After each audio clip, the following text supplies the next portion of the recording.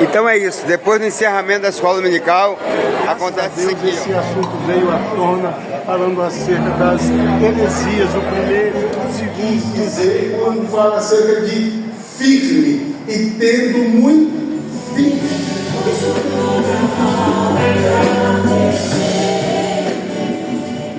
O Pai é Deus, os Espíritos é Deus, se Jesus, Deus do Senhor na vida. É o Senhor e motivo de louvor. Com leite?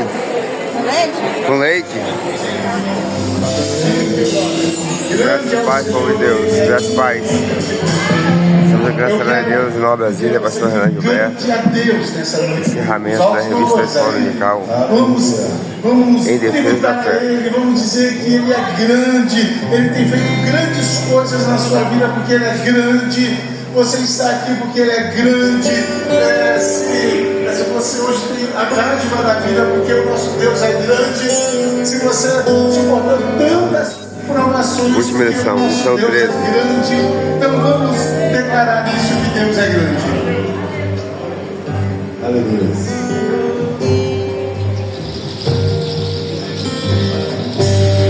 Vamos dizer que Deus é grande. Ó Senhor, nosso É o Senhor e motivo de louvor. Na cidade do Assembleia de Deus em nome da Brasília, pastor Renan Gilberto. Ele é alegria, somente Ele. alegria de toda a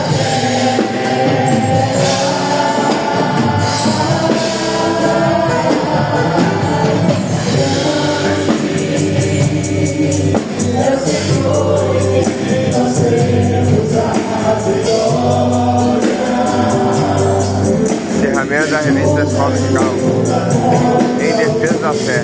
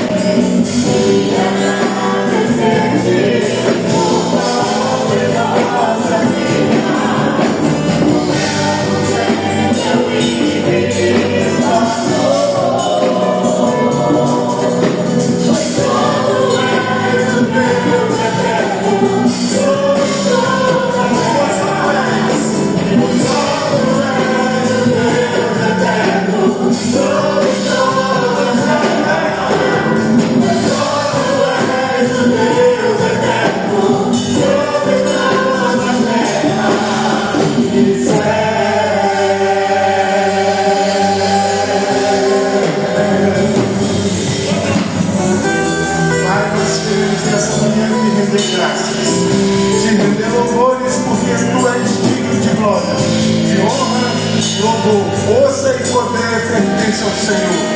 Deus, nós te louvamos por essa oportunidade, pedimos a tua bênção nessa manhã a cada um de nós, sobre minha vida, que o Senhor possa me abençoar com misericórdia e me usar por bondade, e aos irmãos que irão me ouvir, que o teu Espírito possa falar ao coração de cada um. É o que nós pedimos.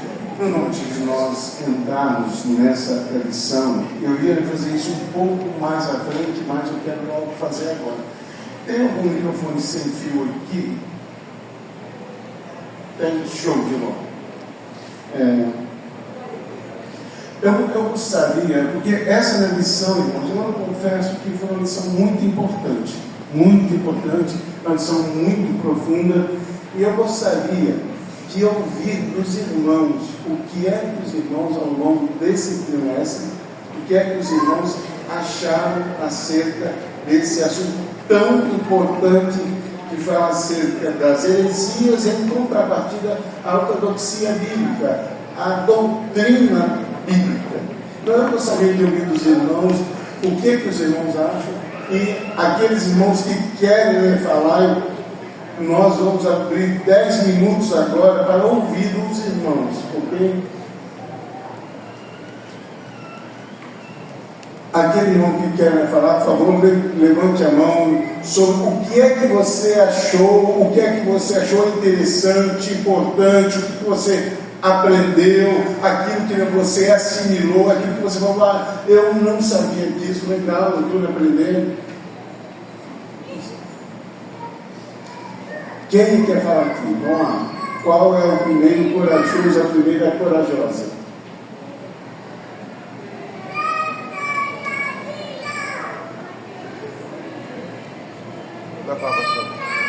Aqui, Anderson, o Anderson. Vamos lá, Anderson. Pastor Daí, eu percebi que nessa lição de Defesa da Fé, nós assembleianos, muitos, dentro da Assembleia de Deus, tem muita dúvida ainda sobre Trindade, se Jesus é Deus, se o Pai é Deus, se o Espírito Santo é Deus, se Jesus, Deus, morreu na cruz ou não, se foi Jesus homem. Então essas dúvidas, elas permeiam a cabeça dos irmãos, que às vezes nem entra nesse assunto. Então, se o senhor puder esclarecer essas dúvidas dentro dessa lição, esse encerramento, seria muito bom. Então, irmãos, são assim, perguntas interessantes sobre a Trindade, sobre quem que morreu na cruz. Por quê? Porque nós temos uma certa concepçãozinha acerca da natureza de Cristo ainda, né? Se no final dessa lição der tempo, Anderson, eu vou estar falando sobre quem que morreu na cruz. Será que foi Deus? Será que foi Jesus o homem?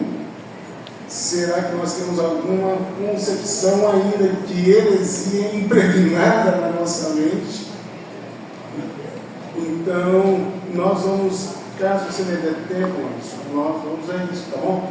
Alguém mais quer falar sobre essa lição desse trimestre? Irmãs, cadê as irmãs valorosas? Vamos lá, cadê as irmãs de Nova Brasília? Irmã Maria ali. Mas só quer falar algo que foi bacana, legal, importante. Sim.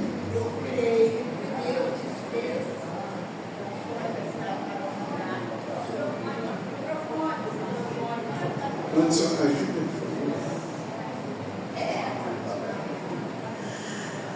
Eu creio que Deus manifestou através da sua glória, mandando o seu Filho para conceber através da Virgem Maria, Jesus. Creio na morte, na cruz, para a remissão dos nossos pecados. Creio na Trindade, cada um tem sua função específica, mas são únicos. Eu creio nessa unidade. Aí mamãe quase que ela entrou pelo credo apostólico, né? Que é um credo da história da igreja, né? Isso é interessante. Alguém mais? Bom dia, pastor. Bom dia, meu pastor. Então, essa lição, eu acredito que foi muito importante, porque nós falamos aqui de alguns concílios, né? Que para algumas pessoas é um assunto novo, e isso é interessante a gente entender sobre a história. A lição, de fato, é uma lição assim, muito complexa, e nós precisamos ter a humildade e assim, a consciência de que nem todo professor ele alcança o ápice, o cume do assunto.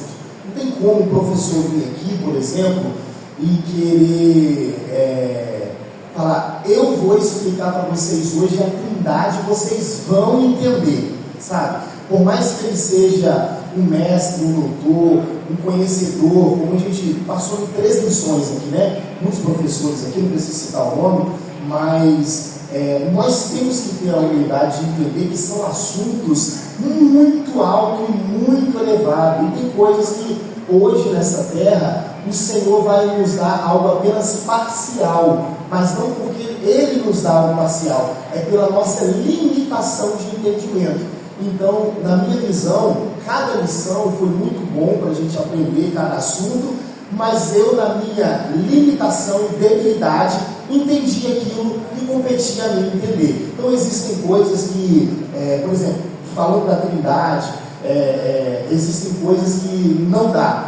Eu não vou pegar o assunto, vou abrir a cabeça de uma pessoa e colocar lá e dizer, agora você entendeu, tá bom? Não tem jeito, né? Mas eu acredito que foi muito proveitoso, porque coisas que nos tiram da zona de conforto, isso produz na gente conhecimento, e essa lição fez isso. Nós abordamos coisas que nós não estamos acostumados a abordar. Então foi muito bom na minha visão, e nós temos que nos contentar, né, com as coisas que o Senhor deixou para nós aqui na Bíblia. Tem coisa que aquilo que a palavra do Senhor diz, né? Existem coisas que são para agora, e existem coisas que são só na eternidade, como 1 Coríntios capítulo de número 13. Hoje eu entendo como um enigma, mas naquele dia eu verei assim como ele é. Então foi muito proveitosa a lição, proveitosa, né? E nós falamos bastante acerca da nossa fé e defendemos aquilo que nós acreditamos.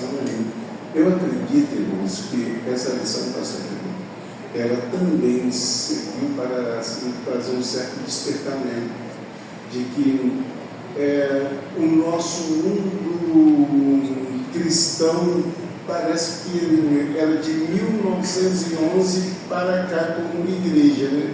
Quando a Assembleia de Deus foi fundada, e parece que era isso. Só que a igreja ela tem quase 2.000 anos de existência e tem muita coisa nela que nós não entendemos e que é importante, é óbvio, nós entendermos acerca da nossa história, a história da igreja, ok? Então, e quanto essas questões que eu não vou entrar hoje, irmãos, mas sobre Trindade principalmente, nós não podemos negar, e é óbvio que a Trindade ela é uma doutrina bíblica, ela foi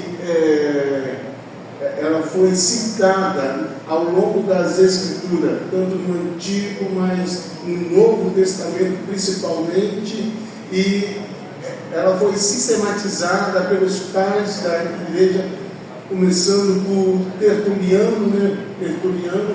E depois outros, John Owen e tantos outros mais teólogos, eles sistematizaram a Trindade. Isso que você crê hoje foi tudo exatamente que começou lá atrás, nos primeiros séculos. Então, é um assunto interessante e que nós temos que nos aprofundarmos sim, enquanto nós estivermos aqui na Terra, é importante nós nos aprofundarmos nesse assunto. Mas vamos para a nossa lição. Bem, a lição é a lição de número 13. perseverando na fé em Cristo. Bem, depois de 12 lições falando acerca de heresias e da ortodoxia bíblica, daquela que é aquela doutrina saudável, verdadeira, a ortodoxia bíblica, depois nós temos passado essas 12 lições, agora cabe a nós perseverarmos e crermos na doutrina das Escrituras, nas doutrinas das Escrituras. E hoje é esse assunto que nós vamos falar. O nosso textual diz assim,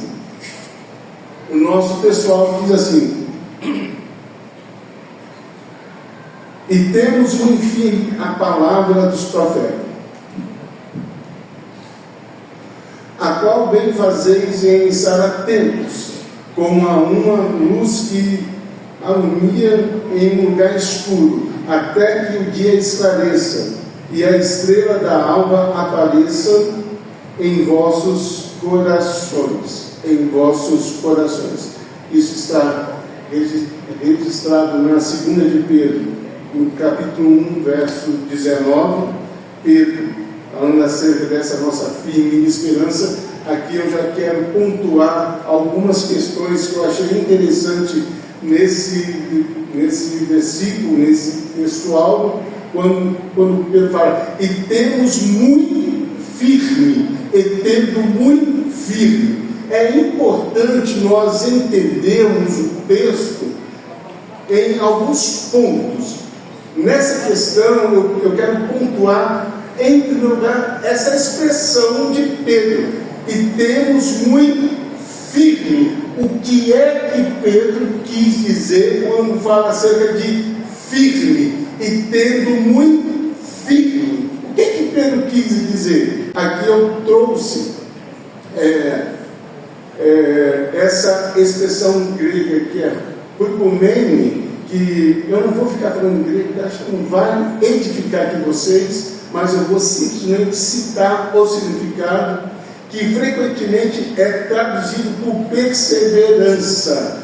Quando Pedro está falando retendo muito firme, Pedro está querendo dizer, vocês devem ser perseverantes, vocês têm que ser perseverantes. Então, tenha essa certeza, o que Pedro quis dizer, persevere, tenha certeza e tendo muito firme a palavra dos profetas, as palavras do profeta, ao qual bem fazeres estar atento. Pedro, mais uma vez, ele cita aqui os profetas, como ele faz em outros textos, e você tem que entender que essa expressão firmeza ainda traz a ideia de perseverança firme, ou seja, debaixo de uma carga ou pressão. Era uma expressão que no Novo Testamento, irmãos, há textos da Bíblia que nós temos que entender o contexto da época. Se nós não entendemos o contexto da época, nós não vamos entender o texto. Semana passada, o pastor Salvino, ele fez uma pergunta sobre as portas do inferno. O que quer dizer isso? Aí começou um explicando daqui, outro explicando ali, e acabou que foi quase uma exegese bíblica completa, uma exegese crítica, literária, histórica, doutrinária e aplicada. Então, é importante nós, irmãos, entendermos todo o texto. A minha questão aqui não é querer assim, falar assim, uau, ele sabe, uau, ele entende. Não é isso. Eu tenho aqui nessa manhã uma preocupação, que os irmãos entendam o texto, que os irmãos entendam. Então, quando Pedro fala retende muito firme, essa é a palavra firmeza, e firme era que quando alguém estava debaixo de uma pressão, de um peso, de um jugo, alguma coisa assim, e ele suportava todas as dificuldades, toda aquela pressão, e ele ia com firmeza, sem pensar em nenhum momento de desistir. Deixa eu tentar ser mais claro. Imagine vocês uma pessoa com uma geladeira nos ombros e tendo que levar essa geladeira da igreja até lá para cima. Quando Pedro fala que ele tem um firme, ele está falando mais ou menos isso aí.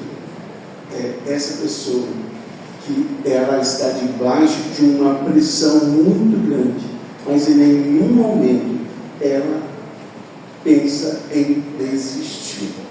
Então é exatamente isso que Pedro fala. Ele tem muito firme a palavra dos profetas. Que palavra dos profetas é essa?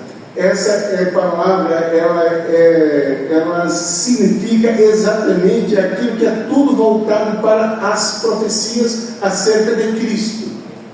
Pedro, ele está tentando mostrar aos irmãos que ali estavam algumas questões cristológicas.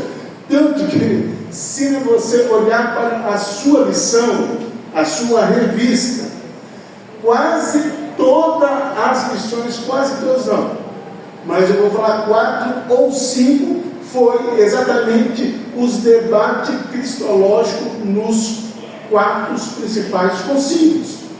Sempre voltado para... Então, Cristo, ele sempre foi o tema das Escrituras. Ele é sempre o tema das Escrituras. Então, Pedro, ele está falando acerca de segurança, que você deve confiar de forma inabalável a palavra do profeta que está se referindo acerca das profecias de Cristo. O que é que Pedro está dizendo?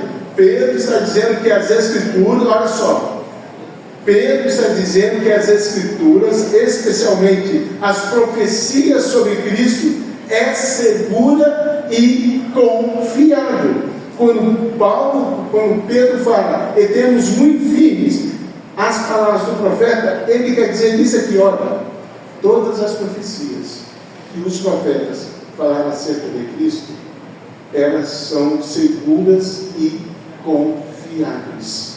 Vocês devem crer, vocês devem ter fé de que é verdade tudo aquilo que os profetas falaram acerca de Cristo. Tudo aquilo que os profetas falaram acerca de Cristo, isso é verdade, isso é confiável, é fiel, é fidedigno. Bem, esse é o nosso textual, o que Pedro está querendo dizer acerca dessa perseverança e acerca das doutrinas, das profecias cristológicas.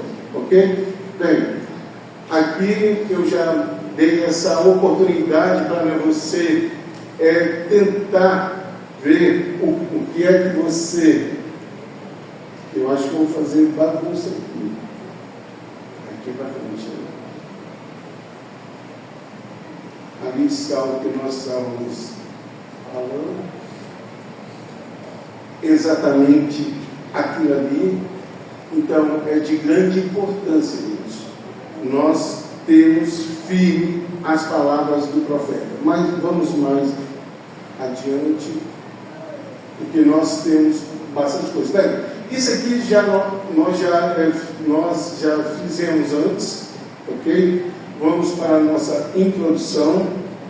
Bem, ao longo desse trimestre nós estudamos acerca das seitas, mas porém, na contrapartida, sempre nós aplicamos a doutrina bíblica.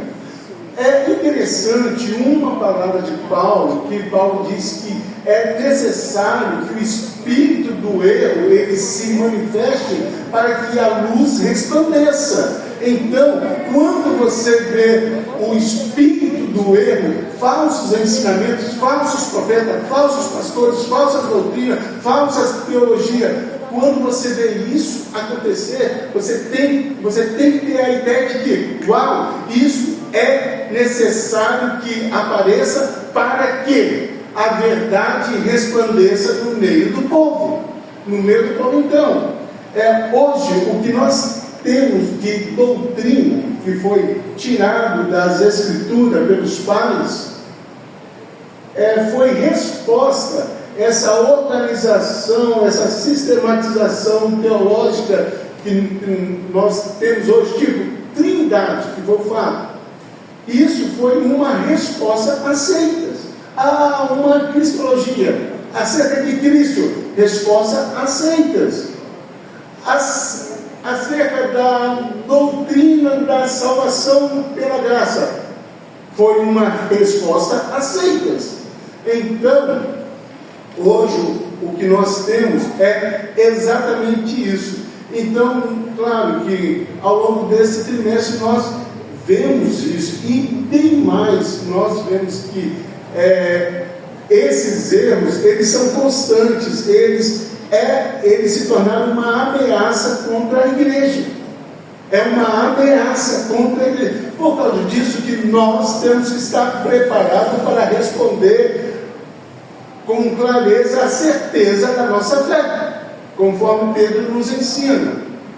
Então, e quando nós falamos acerca de doutrina, é óbvio que isso nós vai identificarmos como Igreja de Cristo. E nessa última lição, nós vamos estudar sobre como nos mantemos perseverantes, ou seja, firme debaixo de uma perseguição ou debaixo de uma pressão onde que as seitas tentam pressionar a Igreja de Cristo, mas nós temos que permanecer firme naquilo que nós aprendemos. Nós temos que ter a certeza, irmãos, que nós somos cristãos e que nós cremos nas doutrinas bíblicas, somos herdeiros de um cristianismo histórico, Então, nós temos que ter essa visão que o cristianismo que nós professamos, ele é um cristianismo histórico. Não é um cristianismo de 1911. Não.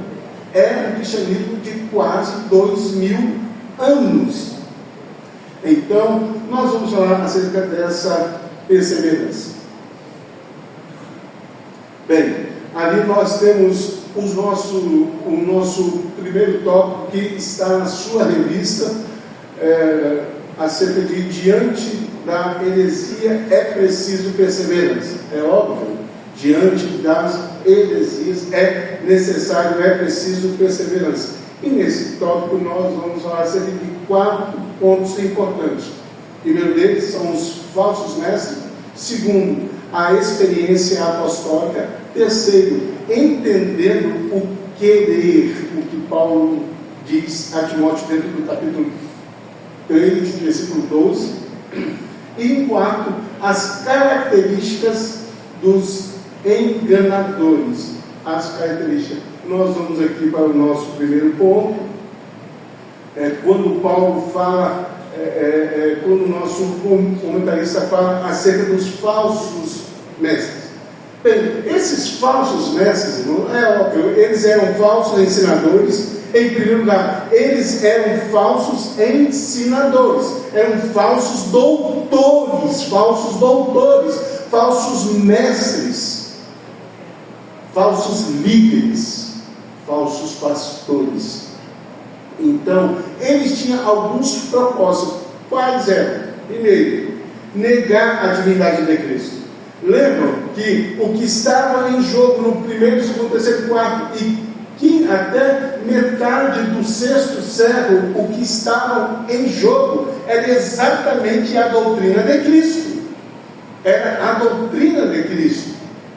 Então, eles tinham como propósito negar a doutrina de Cristo, ou seja, eles queriam apresentar, irmãos, um outro evangelho, um evangelho sem Cristo. É mais ou menos hoje o que nós falamos de que uma religião se diz cristã, mas não prega Cristo. É quase impossível, mas isso acontece. Então, eles queriam apresentar um outro evangelho, eles queriam ter controle sobre toda a cristandade da época, eles queriam ter esse controle, eles queriam mistificar a empresa, contabilidade, empresa, a igreja, a igreja, eles queriam mistificar a igreja de Cristo com os seus falsos ensinamentos, suas falsas doutrinas, as suas falsas teologias, e eles também queriam mistificar, afinal, a verdade bíblica. Agora, diante de tudo isso, isso é desde a época de Paulo, desde a época dos apóstolos. Irmãos, isso foi desde a época dos apóstolos, desde a época dos apóstolos. E os apóstolos, então, Pedro, Paulo, Tito, eles escreveram cartas, aliás, Pedro e Paulo, somente, eles escreveram cartas. Paulo e Pedro escreveram cartas, escreveram epístola, com esse propósito de defender a fé cristã. Quando você pega a Bíblia, você lê um texto de Paulo, você pega um texto de Paulo, lê ele, já faça um link, faça uma pergunta. Algo está acontecendo por detrás desses escritos. Ele não escreveu assim, eu vou escrever isso. Não. Algo deve estar acontecendo. Como diz, algo de errado não está certo. Então, assim, você deve fazer essa pergunta pronta. Quando você lê um texto de Paulo, texto de Pedro, Lucas, Atos, o Evangelho de João, Marcos, Lucas, se você deve fazer algo está acontecendo por detrás desse texto. Então, quando Paulo, em suas epístolas pastorais, que são as duas, primeira Timóteo, 2 Timóteo e também Tito, que são as epístolas pastorais de Paulo, ele vai direcionar a alguns líderes. Então, quando ele escreve com característica de apologia, defesa. Ele está fazendo uma apologia cristã, uma defesa do Evangelho, uma defesa sobre o Evangelho. E aqui eu coloquei ainda que duas heresias, principalmente duas, existiam mais, mas eu coloquei duas aqui, principalmente, estava tentando infiltrar dentro da igreja, e já estava infiltrando. Quando você lê Gálatas, a carta de Paulo aos Gálatas, aos crentes que estavam na região da galáxia, você tem que entender que Paulo, ele escreve aquilo ali por causa dos judaizantes que estavam tentando o quê? Colocar a lei dentro da igreja. Então, havia duas heresias. A primeira delas aqui está exatamente aqui. Paulo queria combater os judaizantes. Quem eram os judaizantes? Os judaizantes eram judeus que diziam exatamente isso aqui: para você ser salvo, você tem que crer no Evangelho mais a lei, graça mais a lei, Calvário mais Sinai, Jesus mais Moisés, Evangelho mais a lei de Moisés. Então, eles faziam exatamente isso. Eles queriam colocar que para você ser salvo é graça mais obra. É graça mais obra. Aí Paulo chega e fala assim, ó, o homem não é salvo pelas obras, é mediante a graça de Deus, é pela fé mediante a graça de Deus. Então ele vai refutar essa ideia judaizante. E uma outra questão é dos gnósticos. Gnosticismo era uma outra também, que eles torciam toda a cristologia, né? Eles diziam que era importante Deus se encarnar, Deus se fazer carne, porque toda a matéria é má, sendo que a matéria é má, Deus não poderia assumir um corpo que era feito de uma coisa má, então era impossível Deus se fazer carne, e outras coisinhas mais que eles ensinaram. Paulo chega, refuta essa ideia, mostrando que Deus se fez carne em si. Deus se fez carne em si. Então nós estamos percebendo aqui sobre os falsos mestres, como que eles ensinavam e como que os apóstolos, eles agiram. Olha só, esse último pontozinho meu aí, eu coloquei assim, que o gnosticismo teve o seu apogeu, o seu clímax, o seu maior momento da história da igreja foi exatamente no segundo século. No segundo século, se você estudar o gnosticismo no segundo século, você vai se espantar o que esse pessoal fez. Eles fizeram uma arruaça mesmo, algo espantoso. Irmãos, se nós hoje estamos aqui como igreja, você não imagina o que aconteceu lá atrás, o que alguns santos homens passaram para nós estarmos como igreja e termos as escrituras na mão. Gnósticos, eles foram uma seita terrível, só que Deus em todo tempo levanta homens, e aqui nós vamos ver Irineu. Deus, ele levanta Irineu para defender a verdade. Irineu, Deus usou ele, e de forma tão profunda, ele praticamente destruiu todos os argumentos gnósticos. Eles foram condenados mais tarde por algumas reuniões da igreja, não eram concílios ainda, mas foram condenados, e a igreja, ela sobrevive através da palavra da verdade. O nosso segundo ponto. Sim, desculpe, irmão.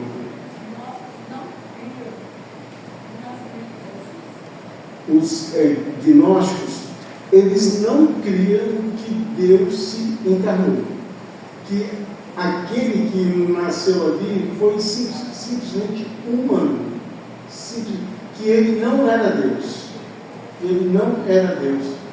Foi exatamente isso aqui. Dúvida, irmãos, aqui?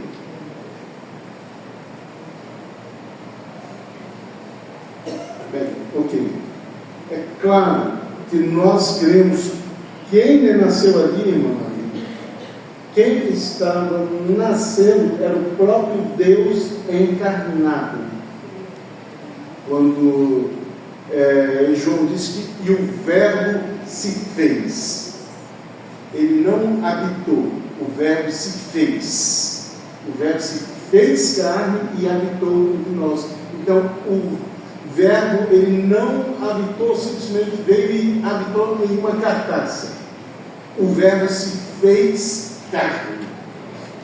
Então, quem estava lá quem estava nascendo era o próprio Deus encarnado.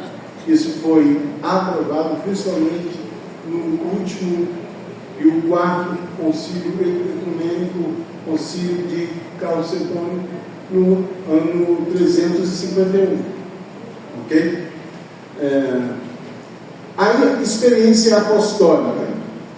A experiência apostólica. Nós devemos olhar como que foi a experiência apostólica aqui. Bem, Paulo agora ele vai lembrar a Timóteo dentro do verso 10 e 11, dentro do capítulo 3, da sua segunda carta a Timóteo. Ele vai lembrar a Timóteo de fatos que aconteceram na primeira e principalmente na segunda viagem dele. Principalmente da segunda, porque na primeira Timóteo ele mais ou menos pegou carona e ele estava só sabendo de alguns fatos. Já na segunda viagem ele marcou presença. E Paulo lembra a Timóteo, porque Paulo está falando para Timóteo para tomar cuidado com esses falsos mestres. E Paulo quer mostrar a Timóteo que Timóteo tem base ministerial. Esses camaradas não têm base ministerial, eles não têm estrutura ministerial. Então o que é que Paulo faz? Paulo ele procura mostrar a Timóteo a base ministerial dele, dizendo: olha, Timóteo, você deve lembrar que você não caiu de paraquedas até aqui. Você passou por muitas provações nas viagens, muitas provações, risco nas viagens, tempestade no alto mar. Você soube e você também participou de algumas perseguições juntamente comigo, como nós fomos perseguidos, tentaram nos matar, tentaram eliminar a nossa vida. Então, Paulo, ele fala para Timóteo exatamente isso, é que ele tem base ministerial. Aí, o texto diz assim: tu, porém, quer ver? Abra sua Bíblia, por favor, segunda carta de Timóteo, capítulo 3, verso 10 e 11.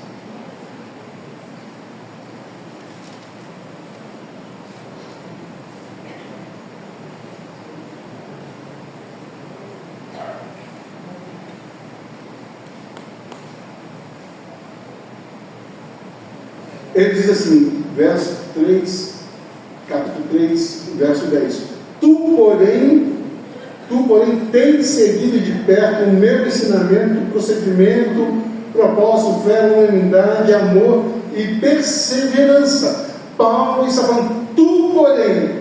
Quando Paulo fala tu, porém, é porque Paulo está contrastando com algum ou com alguém. Com alguma outra pessoa, com alguém. Então, quando Paulo fala tu, porém, Paulo quer dizer isso aqui. Embora esses camaradas eles ensinam falsos ensinamentos, são falsos doutores, falsos pastores, tu, porém,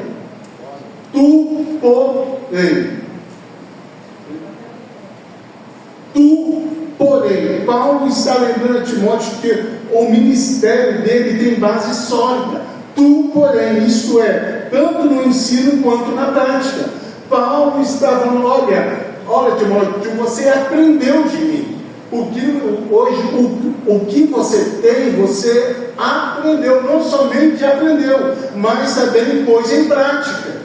Você está vivenciando o Evangelho. Eles não. O que eles ensinam da própria mente. Tu, porém.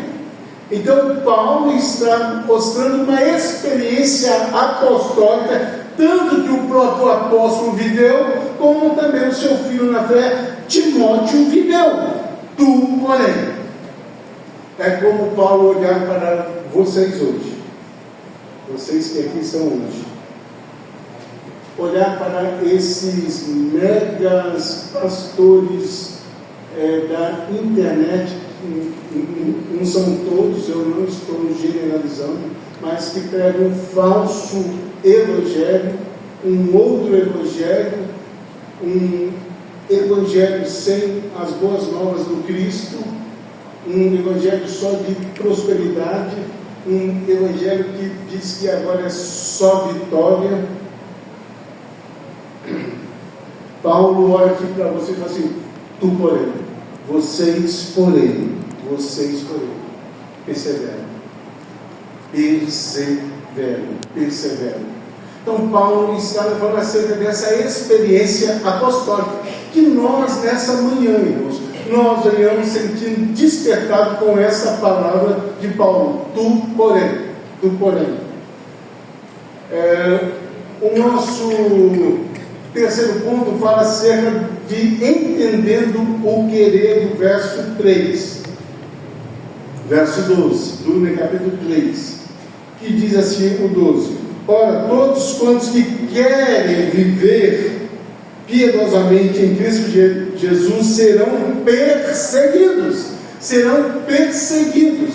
Então, há um verbo aqui, querer. Isso não é para todos, irmãos. Olha só o que o nosso comentarista ensina aqui, que esse texto é mais que um desejo. Isso está na sua lição. É uma resolução, isso é uma decisão. Quando Paulo fala acerca, ora, todos que querem, Paulo está querendo dizer, todos que decidiram, todos que resolveram resolutar, todos aqueles que tomaram uma decisão de viver piedosamente em Cristo, serão perseguidos. Está preparado para sofrer perseguição, irmão querido. Está preparado, irmã Sirene, para viver perseguição. Todos aqueles que estão preparados para serem perseguidos, porém por amor a Cristo. Aí eu coloquei 2 pontinhos da história. Olha só, irmãos, essa questão aí de 1914, do primeiro homem que foi à Antártica. Ele estava procurando pessoas, né? O Ernest Henry,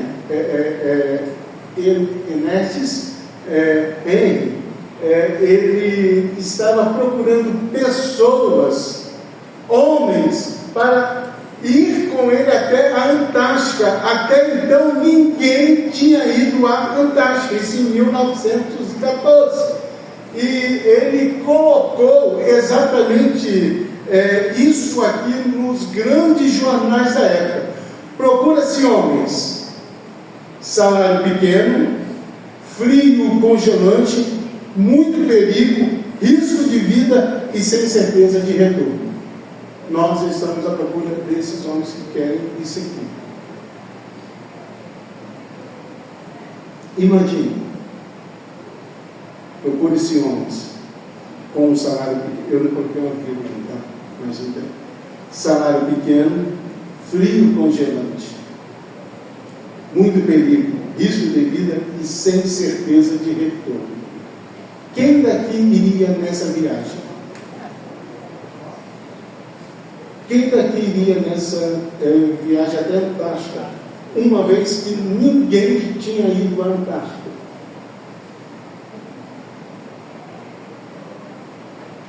Algum homem se propõe ir a essa viagem? É complexo, mas Ernest estava procurando homens corajosos. Aqui eu cito Spurgeon. Charles Spurgeon, ele disse assim: quando Deus quer fazer algo grande, ele começa com homens corajosos e cheios de fé. Essa é uma verdade muito grande. Spurgeon, o grande pregador, ele disse exatamente isso. Quando Deus quer fazer algo grande, Ele começa por homens aqui, irmãos, eu estou generalizando, eu creio que Spurgeon não era machista, ele também está generalizando, espero. Ele começa com homens corajosos e cheios de fé. Eu espero que Deus olhe para nós nessa manhã, enquanto homens corajosos, cheios de fé, para estar preparados para serem perseguidos pelos falsos mestres com as suas falsas doutrinas. O nosso terceiro ponto, o nosso quarto ponto, fala sobre a característica dos enganadores. Esses camaradas são demais. Termo grego para impostor, que está aí na sua Bíblia, que é goés, significa feiticeiro. Olha só, isso está no verso 13. Verso 13. Mas os homens perversos e impostores, essa palavra impostores de Paulo aqui significa o quê? Feiticeiro, charlatão e encantador. Ou seja, são ilusionistas, são enganadores. São ilusionistas, são enganadores. Irmãos, isso está diferente nos dias atuais. Ilusionistas e enganadores, falsos milagres. Eu não estou duvidando de milagres. Se eu duvido de milagres, eu duvido do Deus que faz milagres. E Deus é poderoso para fazer isso quando Ele quer. Quando Ele quer. Mas então, hoje, os falsos curandeiros, falsos milagreiros, falsos doutores, estão arrastando milhões de gente aí. Os pregadores da mídia. Às vezes, o pastor de vocês aqui, ele está ensinando a Bíblia, aí alguém vai para a internet, vê esses pregadores de mídia. Nesse caso, eu estou me referindo aos falsos. Ouve coisas erradas, acata e traz para dentro da igreja. Nós devemos ter cuidado disso. Esses camaradas, eles agem como feiticeiros.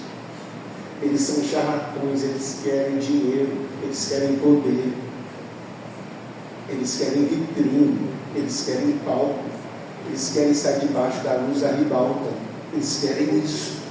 Tome cuidado com esses camaradas. É Paulo que está nos exortando, é Paulo que está nos alertando. Eu não vou citar nome porque não me convém. Ok? Então, eles querem enganar. Essa expressão enganar significa que eles enganam. E essa palavra enganar, que tem um termo grego, é aqueles que enganam os outros. Olha só, é aqueles que enganam os outros e acabam sendo vítima do próprio engano, caindo em sua própria armadilha.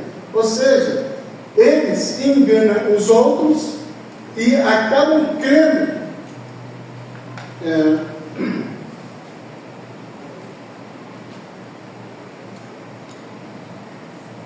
Deixa eu falar uma assim, coisa aqui, que eu não estou sendo antiético. É dentro dessa casa, né? O líder, ele assim, às vezes, ele é tão criativo, é que ele inventa uma história irreal. A mentira dele é tão grande, que ele acaba crendo na própria mentira dele como verdade. A coisa é tão grande que é isso. Por que eu estou falando isso? Mais ou menos para representar isso aqui. Esses camaradas, o evangelho é tão falso, é tão mentiroso, que eles já colocaram na cabeça dele que eles estão falando é verdade. É incrível, é espantoso, mas essa é uma verdade, irmãos. Você vê eles falando para você conseguir vitória, tome o o envelope da vitória, você contribui R$5.000, você vai ter vitória. Ele já vai colocar isso como algo certo, verdadeiro. Mas nós sabemos que isso não é evangelho. Isso não é evangelho. Mas um dia, conforme Paulo diz aqui dentro do verso 13, eles vão cair na própria armadilha deles. É como aquele texto de Provérbio: aquele que abre no covo, na mesma cairá. Aquele que abre no covo, na mesma cairá. O que eles desejam? Olha só isso aí, esse último parágrafozinho meu ali. O que eles desejam? Eles desejam enganar.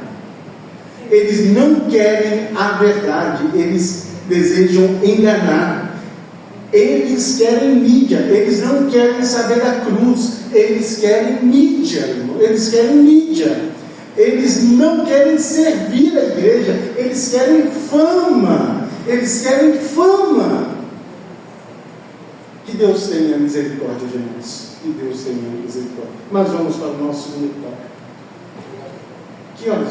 Deu um relógio. Eu vou até que horas, irmão Amadeu? Eu vou até que horas? Meio-dia?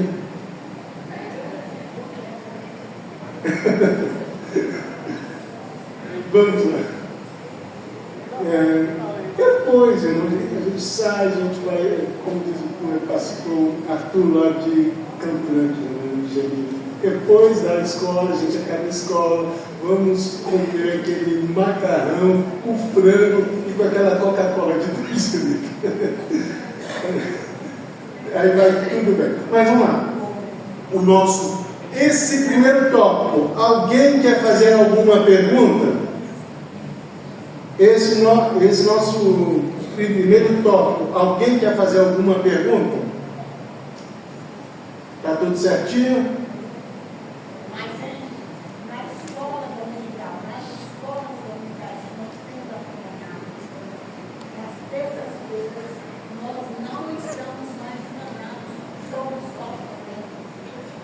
Graças a Deus por isso.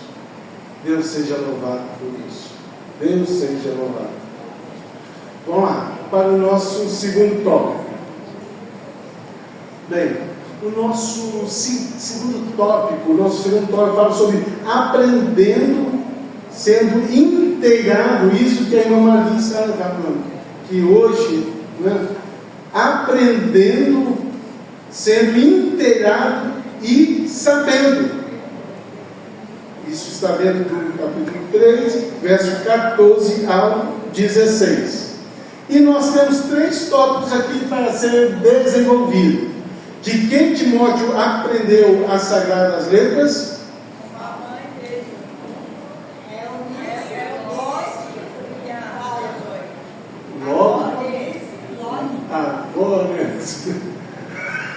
Logo as irmãs falam, a mãe, a avó. Então vamos lá. E permanecendo firme nas Sagradas Escrituras, que é o nosso segundo ponto. E a Bíblia é divinamente inspirada. Bem, nós vamos estar desenvolvendo esses 3 pontos dentro desse segundo tópico aqui. Aprendendo, sendo inteirado e sabendo. Ok? Vamos lá. Vamos ler o texto, irmãos, de 2 Timóteo, segunda carta de Paulo a Timóteo, capítulo 3, verso 14 ao 16. Vamos lá. Diz assim o texto: tu, porém, mais uma vez, Paulo cita tu, porém. Parece que Paulo está sendo incisivo com Timóteo. Tu, porém. Paulo está tentando colocar algo na cabeça desse jovem pastor. Tu, porém, permanece naquilo que aprendeste e de que foste inteirado, sabendo de quem o aprendeste, e que desde a infância sabe as Sagradas Letras, que podem tornar sábio para a salvação pela fé em Cristo Jesus. Toda a Escritura é inspirada por Deus e útil para o ensino, para a repreensão, para a correção e para educar em justiça. Eu creio que você está com uma outra tradução que nós vamos usar aí, ok? Bem, esse é o texto, o nosso segundo tópico aqui. Vamos lá.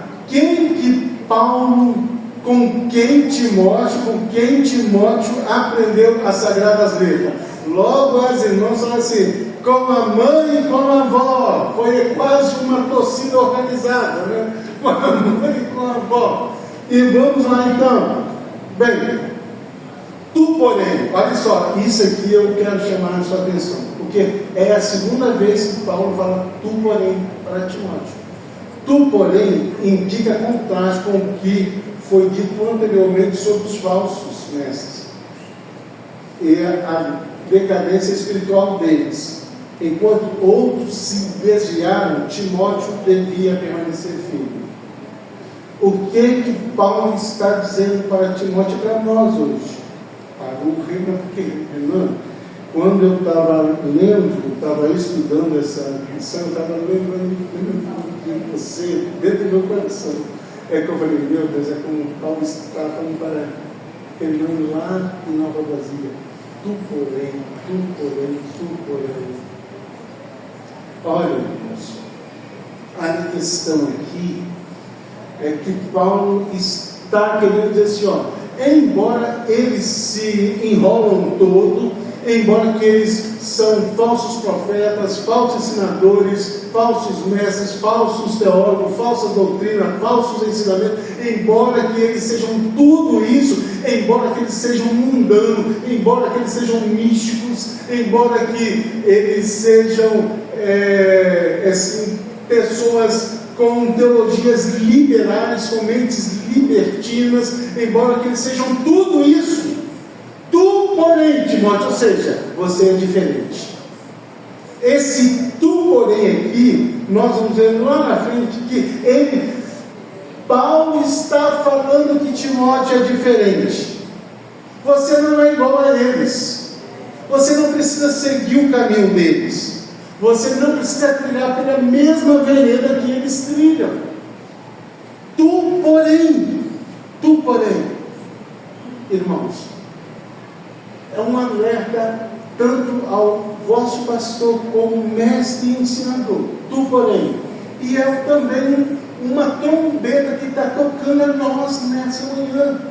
Embora que muitas igrejas com várias inovações, com coisas novas, assim, parece com um outro evangelho. Tu, porém, ou seja, a igreja de Nova Brasília, porém, tu, porém, permanece. É uma exortação que Paulo está dizendo para o seu filho Timóteo, seu filho Natan. Tu, porém, vamos lá. O que mais nós vamos aprender? Permanece naquilo que aprendeste. Permanecer. Essa questão aqui de aprender, olha, isso aqui é importante para o texto. Essa questão de aprender aqui vai ser aprender por instrução de alguém. Não é que Timóteo leu, é que alguém instruiu ele. Não é que Timóteo aprendeu assim dele próprio, não. É que Timóteo foi instruído, recebeu um aprendizado sistemático.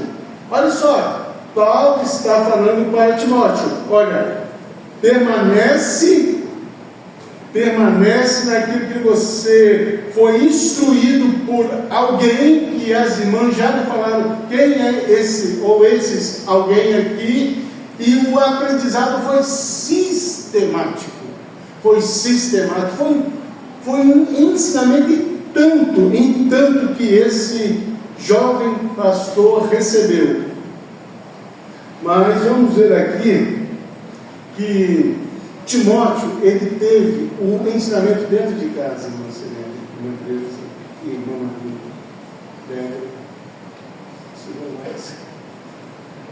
Timóteo teve um ensinamento dentro de casa, ou seja, o culto familiar, o ensinamento na mesa, o ensinamento das Escrituras. Timóteo, ele teve um ensinamento dentro da casa. Irmãos, nós que somos pais, nós temos que ter a ideia de que dentro de casa nós somos mestres. Aqui você aprende com o vosso pastor. Aqui vocês são discípulos. Dentro de casa vocês são mestres. Vocês são mestres. E esse jovem, ele aprendeu exatamente da sua mãe Eunice e da sua avó Cláudia. Né? Então, olha o papel importante da família no ensinamento. O nosso segundo ponto, permanecendo firme nas Sagradas Escrituras. Essa expressão permanecer, que vem do verbo grego, né, meno, no caso, meno significa continuar, ser perseverante, ou expressa a ideia de constância e fidelidade diante da oposição. O que Paulo está ensinando a Timóteo? Timóteo, você persevera naquilo que a sua avó e naquilo que a sua mãe te ensinou. Você continua naquilo que a sua mãe e que a sua avó ensinou. Você seja fiel, você seja constante, mesmo diante dos falsos pastores, os falsos líderes. Timóteo, seja constante, seja fiel naquilo que você aprendeste. É uma exortação que Paulo está fazendo para Timóteo. Mas também, irmãos, o que Paulo está querendo dizer é: não abra mão da verdade. Olha só isso aqui, Timóteo. Quando Paulo fala permanece, Paulo está querendo dizer para Timóteo, não abra mão da verdade, não negocie a verdade, não oculta a verdade, permaneça firme, seja fiel e seguro à verdade das Escrituras. Renan, pastor Renan, aqui há uma exortação a nós, e a você aqui nessa manhã: não negocie a verdade. Aos obreiros de Nova Brasília, não negocie a verdade, não abra mão da verdade, não oculta em nada a verdade. Isso é um papel do nosso pastor. Ele não pode negociar a verdade. Ah, pastor, se você não abrir mão disso, nós vamos perder membros. Ele não pode negociar a verdade.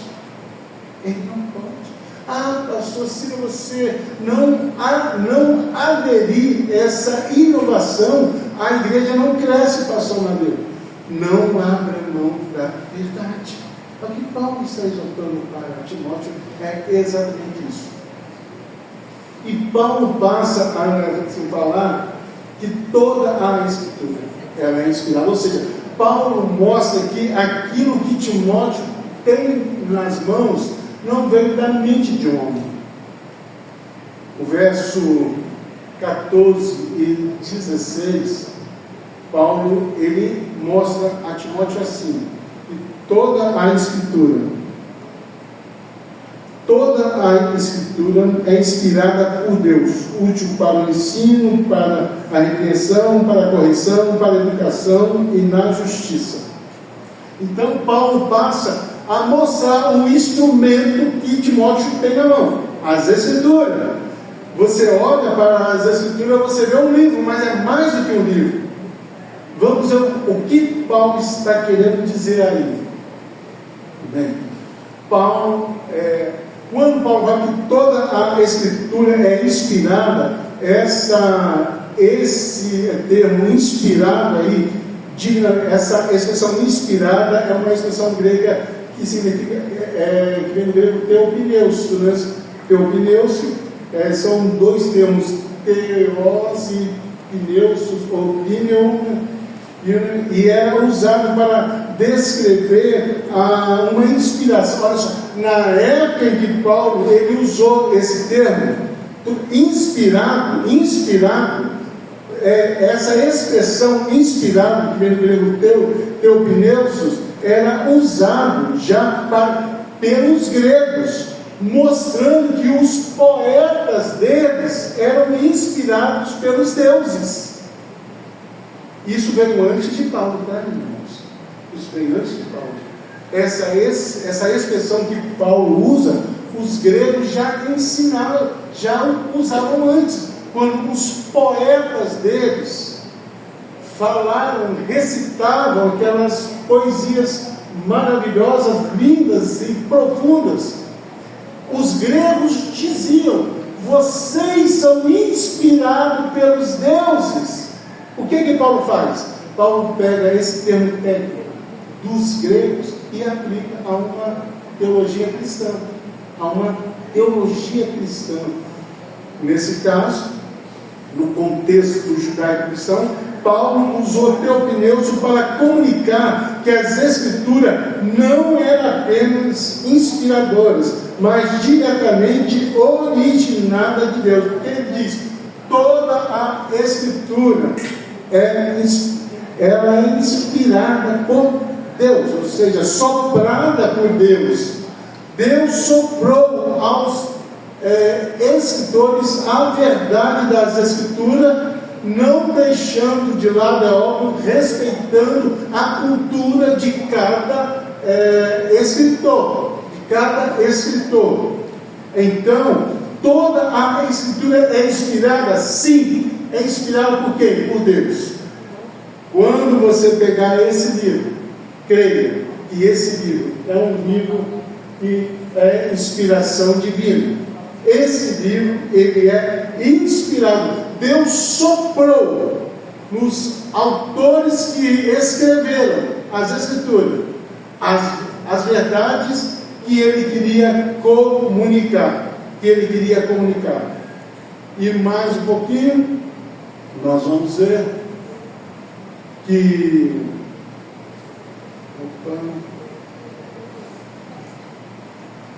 nosso próximo tópico, que é o nosso terceiro e último tópico, tendo as Escrituras como fundamento.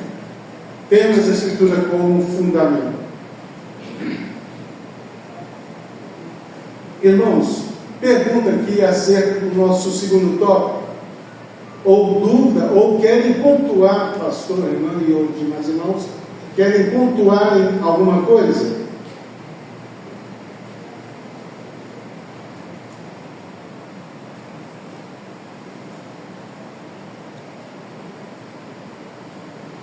Então vamos lá. O nosso terceiro tópico fala sobre ter as Escrituras como fundamento. Nós vamos ver a autoridade apostólica, a abrangência das Escrituras e as Escrituras como um manual de Deus. Ok? São 3 pontos importantíssimos acerca da doutrina das Escrituras. Vamos lá para a autoridade apostólica. Não sei se eu disse. Nossa, está tão pequeno. Alguns irmãos conseguem ler? Dá para ler? Mais ou menos, né? Bom, a autoridade apostólica, se você não consegue ler, porque foi um erro meu, mas me ouça. A autoridade apostólica. Bem, a autoridade apostólica é um tema central da teologia e da doutrina cristã. Isso é muito importante para nós cristãos. Para a doutrina cristã, nós precisamos de entender e crer na autoridade apostólica. Eu não estou falando dos falsos apóstolos de hoje. Eu estou me referindo dos santos apóstolos que foram usados por Deus para escrever o texto canônico. Vamos lá.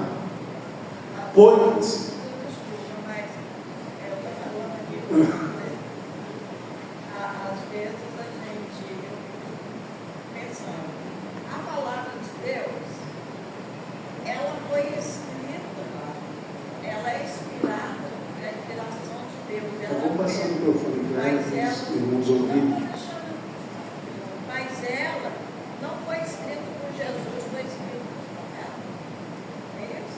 são homens que foram inspirados. Porque às vezes a pessoa fica pensando assim, quem acha que Jesus escreveu? Ele é. Não. Mas, irmãos, deixa eu tentar complicar a mente de vocês agora. Os escritores foram inspirados, mas a inspiração está no texto. A inspiração está no texto. O texto, nós vamos encontrar a inspiração no texto. E quando falamos acerca dessa questão da autoridade apostólica, trata-se de uma inspiração e legitimidade dos textos do Novo Testamento. Por que eu digo isso? Porque tem algumas pessoas que desfazem do texto do Novo Testamento. E isso nós vamos ver principalmente nas heresias do primeiro século, segundo século, desculpa, que estavam, Macião em especial aqui, ele desfazia de muitos livros do Novo Testamento. Ele só aprovava o texto de Lucas e de Atos só. Então, nós vamos ver que quando Paulo está falando de toda, porque ele está defendendo alguma coisa aqui. Toda escritura, ou seja, a legitimidade apostólica nos ensina que todo o texto do Novo Testamento, ele é inspirado por Deus. É óbvio. Quando Paulo fala isso, que toda a escritura, o Novo Testamento, ele não tinha sido canonizado ainda. O Novo Testamento não tinha sido formado ainda. Não tinha sido formado ainda. Embora, aqui eu coloquei, embora que desde os primeiros séculos, os escritos apostólicos foram conhecidos como Escritura Sagrada, embora não havia uma formação canônica. Não havia uma formação canônica ainda. Isso veio logo depois, no terceiro, quarto, até meados do quarto século.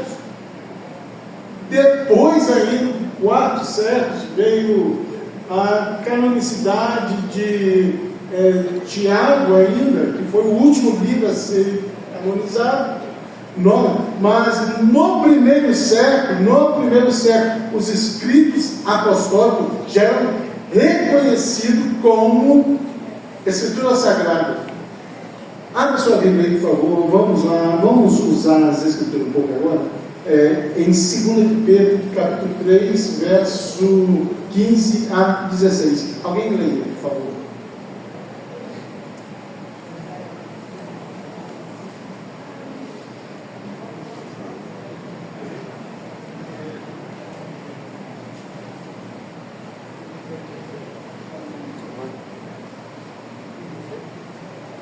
Dezesseis?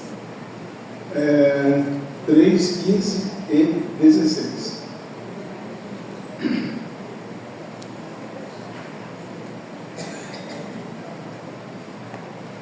Segundo Pedro,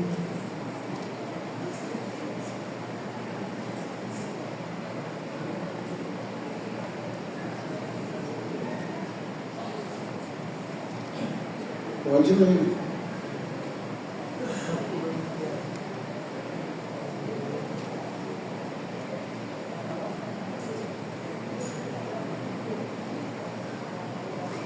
E ao falar acerca desses assuntos, como que... Pode ler. 3, 15 e 16 diz assim: e tendo por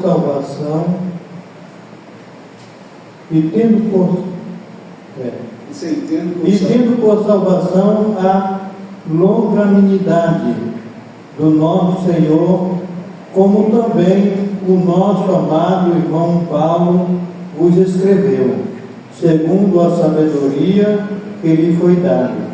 Verso 16: falando disto, como em todas as suas epístolas, entre as quais há pontos difíceis de entender, e os indultos e os inconstantes torcem e igualmente as outras escrituras para sua própria perdição. Ou seja, Paulo aqui, ele é citado em meio à citação de escritura.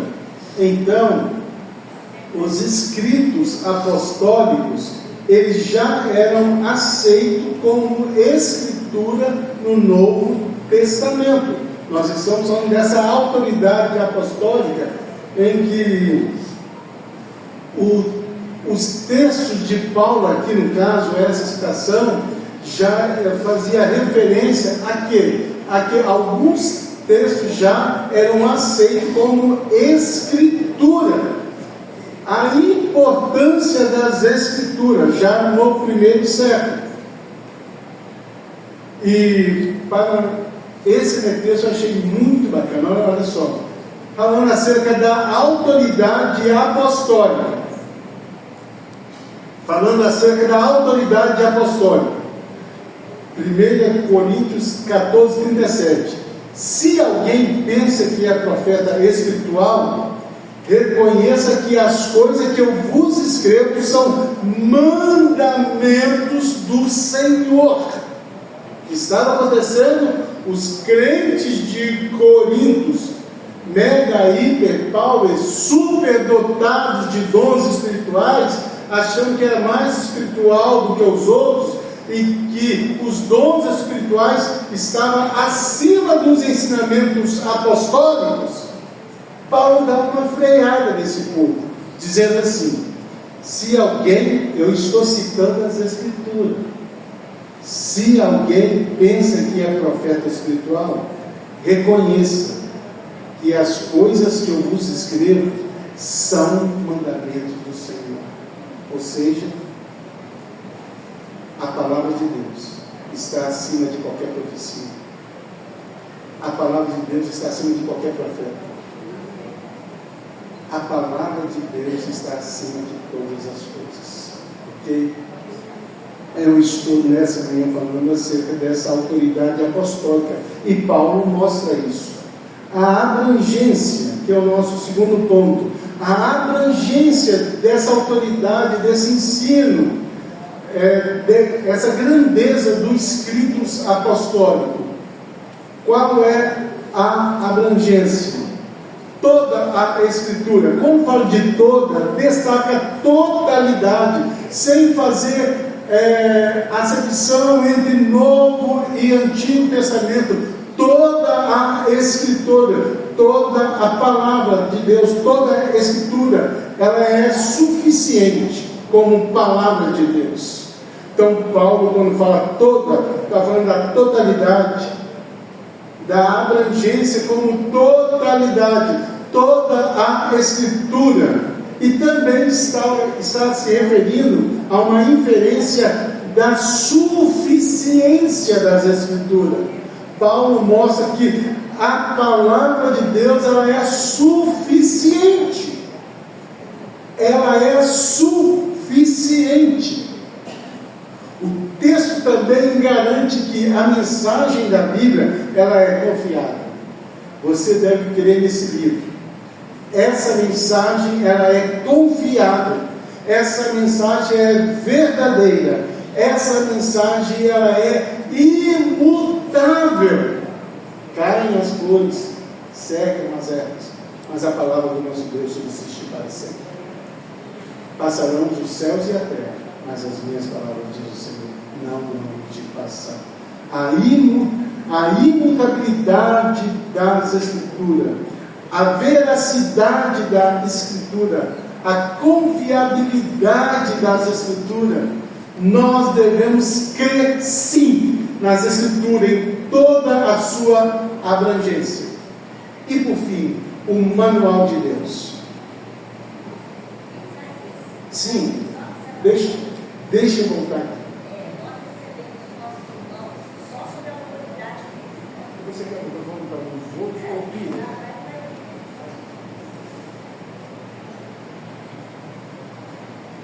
Isaías, só sobre a autoridade bíblica, porque nós recebemos nossos irmãos que vêm do catolicismo romano, que, é claro, é pregoado que a patrística, a Igreja Católica, a Igreja é autoridade para mudar, ela é autoridade, né, para mudar os escritos, e não é assim. A autoridade da Igreja é para divulgar o que foi escrito pelos apóstolos. Então, talvez, eu estou falando isso porque tem uns vídeos acontecendo aí que alguns líderes, né, religiosos romanos dizem que não, a igreja ela tem autoridade sim, porque ela está acima da palavra, da Bíblia. Ela é autoridade acima da Bíblia. E não é. E isso começou lá com as ideias da patrística. Então, é bom colocar, porque nós recebemos pessoas que estão chegando agora com essa dúvida. Então, não dá para alterar, corrigir, adulterar. Ela está validada. E a função da igreja é divulgar a palavra de Deus, tal qual ela foi inspirada. Tanto na Antiga Aliança como no Novo Testamento, mesmo ele estando em construção. Isso é bom porque nós temos aqui na igreja recebido várias pessoas que têm vindo de fora e vêm com essa ideia. E alguns pastores, né, por aí, que já não são mais pastores sérios, tentando também atualizar a Bíblia, seguindo essa linha do catolicismo romano. É bom dar ênfase nisso aí, porque isso é muito importante. Obrigado, Luiz. Irmãos, sobre a patrística, os pais da igreja, tanto os pais apostólicos como os pais apologistas, do terceiro, segundo, final do segundo século até meados do quinto século, eles contribuíram com muita coisa. Isso é irrefutável. Tá? Só que nós devemos ter cuidado quando ler eles, porque muitos deles erraram também em muitas coisas. Acertaram muito, mas só que erraram muito. Eu, particularmente, gosto de ler mais Irineu, né? Os pais Carpadócio, que eu gosto de ler, e Justino, o Mártir. E já tem outros, claro. Tertuliano é bom, mas só não parece que nós temos uma ideia, né, incrível. Tertuliano foi o primeiro a formular a trindade na igreja. E ele era subordinacionista. Pensa, como foi um trinitariano subordinacionista, quando que Cristo é subordinado ao Pai? Como que é essa trindade de Tertuliano? O próprio Agostinho de Hipona também vai para essa ideia. Então, os pais, eu quero só falar isso, que os pais são importantes? São, mas nós devemos ter cuidado ao ler os pais da igreja. Nós devemos ter muito cuidado. E eu, particularmente, gosto muito de ler eles, porque eles virão perto dos apóstolos. Só que a igreja romana, ela que nasceu já no quarto século, indo para o quarto século, final do quarto século, já na época de Teodósio I, isso, ali que o catolicismo romano ele se tornou uma igreja universal, só que tem muitas coisas que o próprio catolicismo romano tentaram tomar posse dos pais da igreja, porque nem todos os pais eram católicos romanos. A grande maioria não era. Eu não vou entrar nessa questão, porque é uma questão bem histórica. Depois a Ivone ensina a vocês. Então, irmãos, agora é claro que a igreja romana ela põe os escritos dos pais acima das escrituras, a tradição acima das escrituras e os concílios acima das escrituras. São esses 3 pontos que os reformadores, eles reformularam sola a escritura. Sola as escrituras, somente as escrituras. Ou seja, não precisa, é somente as escrituras, basta as escrituras. Isso, claro, que os reformadores, Lutero, Calvino, Zwinglio e outros mais, eles não quiseram desfazerem dos pais, porque eles citaram muito os pais, tanto que o próprio Lutero, ele se pegou muito nos pais antioquianos, na hermenêutica deles. Então, é óbvio que os pais são importantes, tomemos cuidado. Agora, o que a Igreja Católica faz, a Igreja Romana, não é a Igreja Católica, a Igreja Romana faz, é uma distorção. É uma distorção de muitos dos pais. Então, o que os reformadores fizeram? Que a Bíblia está acima dos pais, dos escritos, né, dos pais, escritos patrísticos, que a Bíblia está acima da tradição da igreja e que a Bíblia está acima do concílio da igreja. Então, caso tiver alguém aqui que está entrando agora para a fé, eu espero que seja uma fé protestante e não simplesmente evangélica, mas uma fé protestante, é aquilo que nós chamamos de fé raiz, uma fé protestante. Irmãos, nós cremos que a Bíblia, ela é suficiente. A palavra de Deus, ela é suficiente, ela é confiável, ela é verdadeira, ela é imutável, ela é inerrante e ela é suficiente. Ok? Tudo bem? Vamos lá. Alguém quer falar mais alguma coisa, irmãos? Vamos rápido, porque o meu tempo já acabou. Vamos lá. Manual de Deus. Isso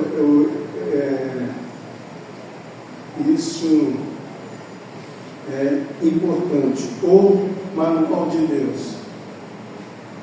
O Manual de Deus. Vamos lá.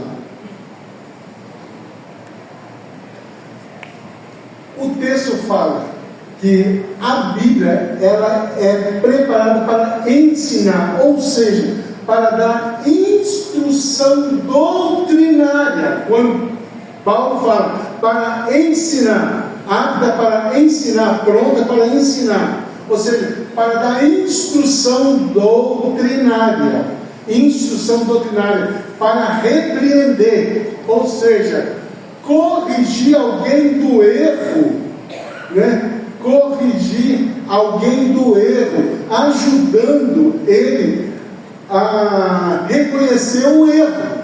Então, quando Paulo fala assim, a Bíblia é para repreender, ou seja, para mostrar que aquela pessoa está errada.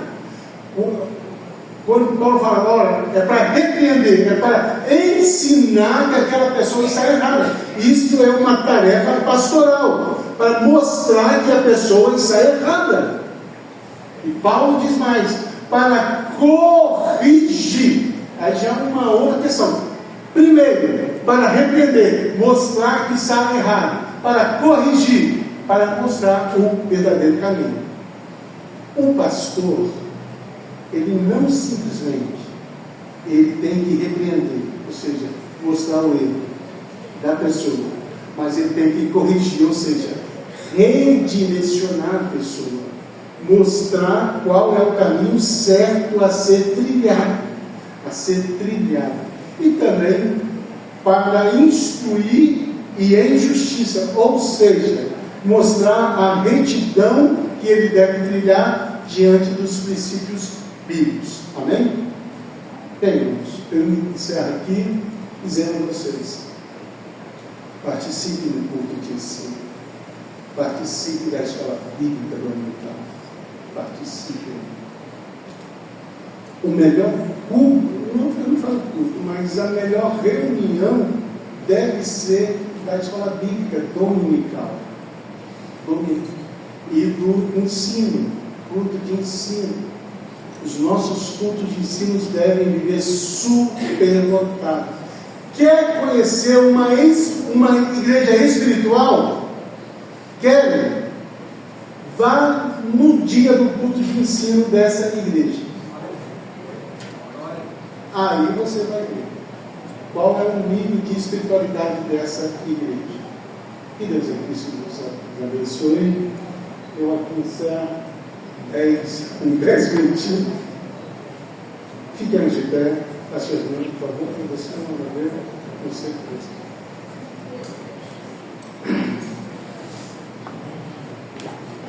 Somente um corozinho, tá?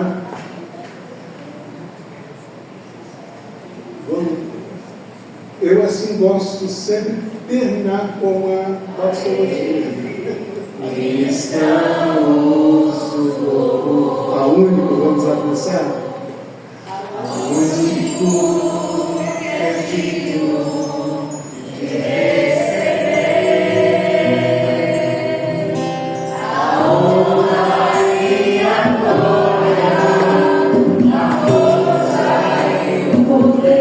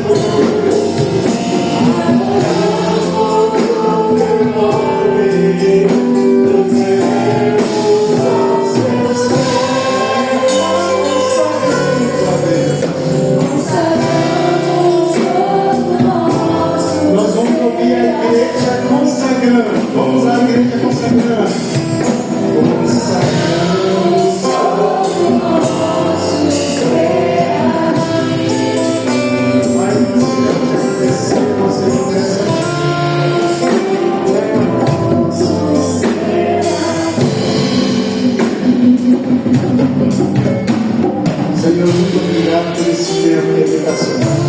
Que seja um tempo de edificação, de crescimento, de restauração. Só possa continuar abençoando essa igreja, dando a essa igreja cada dia mais conhecimento, renovo, paixão pelas Escrituras. Seja uma igreja fervorosa, cheia do Teu Espírito, ó Deus, uma igreja espiritual, para louvor e glória do Teu nome. É o que nós pedimos, te agradecemos em nome de Jesus. Agradecer aqui ao nosso pastor Raimundo. Pastor, eu posso passar para alguma das irmãs fazer a premiação? Eu gostaria que fosse feita agora a premiação. Pode ser Elisângela ou Elisete? Então tá. Por gentileza, fique à vontade.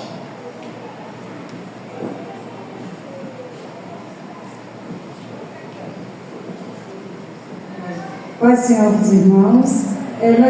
Apenas uma lembrancinha, né, para a gente dar o encerramento da nossa escola dominical.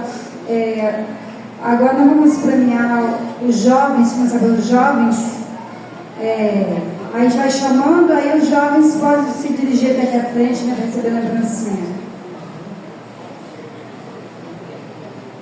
Vânia.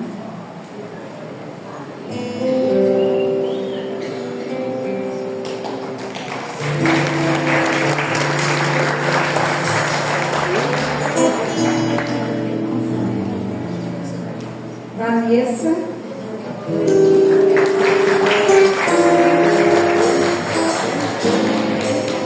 Kendi.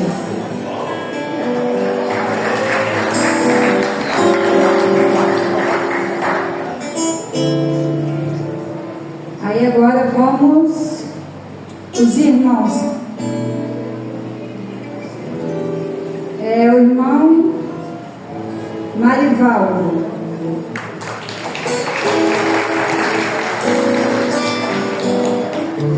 Jackson.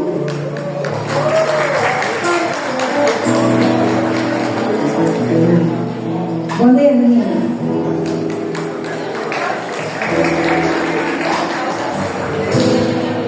Agora vamos às irmãs.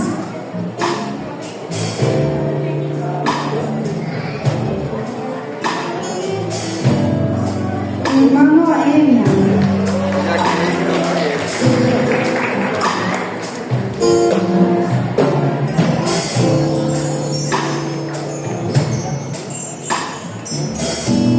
Marli de Lourdes.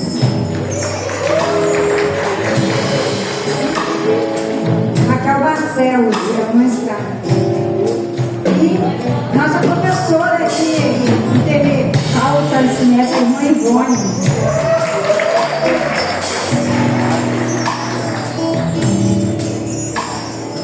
Agora vamos aos obreiros. José Antônio.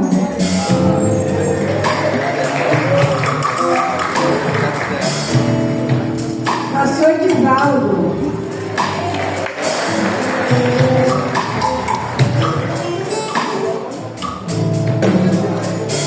Amadeus.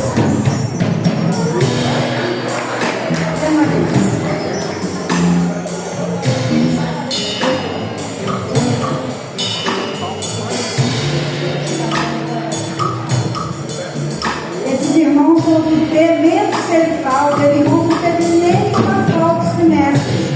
Vamos ficar de pé, vamos orar pelos presentes aqui, tá bom?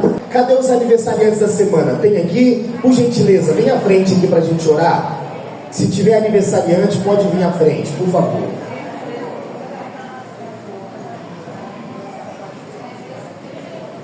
Vamos orar pelos aniversariantes, também pelos premiados aqui. Deus abençoe a vida de vocês, fazem parte da galeria dos guerreiros aqui. Gustavo, Deus abençoe. Vamos orar pelo Gustavo e por todos os irmãos. Querido Deus, nesta manhã nós louvamos ao Teu nome. Obrigado pela vida do nosso irmão Gustavo, que completa, Senhor, mais um ano de vida. Obrigado pela vida dos premiados aqui, Senhor, que todas as manhãs de domingo estiveram aqui ininterruptamente. Que o Senhor possa, Pai, não apenas recompensá-lo com esse chocolate, mas que eles possam ser, Senhor, também premiados no céu. Que possam ser, ó Pai, a sua mente blindada, o seu coração levados cativos à Tua presença. Abençoe a Tua igreja, abençoe, ó Pai, todos os participantes desse trimestre, e que esta nova etapa, Senhor, este ano, possa ser ainda melhor. Aqueles que não conseguem, ó Deus, participar da EBD, que o Senhor dê forças para eles, ó Pai, para que eles possam ser ricamente abençoados em nome de Jesus. Amém. Faça assim com a sua mão. Que o grande amor de Deus, a graça de nosso Senhor e Salvador Jesus Cristo, as doces e divinas consolações do Espírito Santo sejam com todos aqueles que amam e aguardam a breve volta de Jesus. A igreja diz: à nossa direita tem um café bem abençoado, fiquem à vontade. Hoje às 18 horas e 30 está aqui do meu lado, pastor Isaías. Pastor Isaías, vai pro YouTube esse vídeo. Fala para nós aí do trabalho que deu para estudar essa lição, esse tema, para poder abordar hoje aqui para toda a igreja aí. Que bacana, a princípio. Bem, foi um assunto muito abençoador, bem profundo, algo que muitos de nossos irmãos não estavam acostumados a ler, a ouvir, e graças a Deus esse assunto veio à tona, falando acerca das heresias do primeiro, segundo, terceiro e quarto século, bem como recitando alguns pais e alguns concílios ecumênicos. Graças a Deus foi um assunto abençoador e a igreja foi... Então é isso, depois do encerramento da escola dominical, acontece isso aqui, ó, coisa linda, ó, encerrou o trimestre, acontece isso aqui, ó, coisa linda, as irmãs aí trabalhando, fornecendo um cafezinho, pãozinho, aí, ó, dá um cafezinho, Leda. Café. Com leite? Com leite? Com leite. Olha a dona Leda aí, ó. É muita gente, ó. Coisa linda, ó. Ó a mesa. Já deixe seu like, seu comentário, se inscreve no canal, ativa o sininho. É isso aí.